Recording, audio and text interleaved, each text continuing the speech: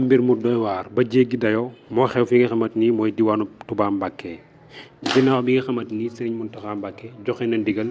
ne dëkk boobu daal bëggutu fa benn caaxaan bëggutu fa tux bëggutu fa naan waaye sax bëggutu fa li nga xamante ni moo di ab politique.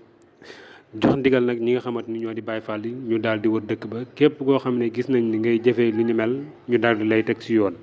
waaye mbir moomee nag mën nañ ne guddik biig daal jur na loo xamante ni lu jéggi dayo la. ndax ñi nga xamante ni ñoo di ab Baye Fall kat dañ leen a signalé na dafa am benn groupe daal bu nekk ci ab quartier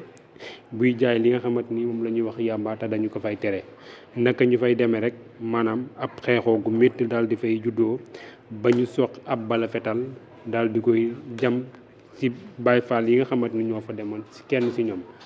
ba mu jur tamit ñeneen yoo xamante ni am nañ ay gaañu gaañu yu méttee yoo xamante ni ba dañ leen sax mujjee rawale fi nga xamante ni moo di hôpital. kon nag mën nañ ne sax nekkul ne bii mooy guléet muy am ay blessé ginnaaw bi nga xamante ni sëriñ bi joxe na ndigal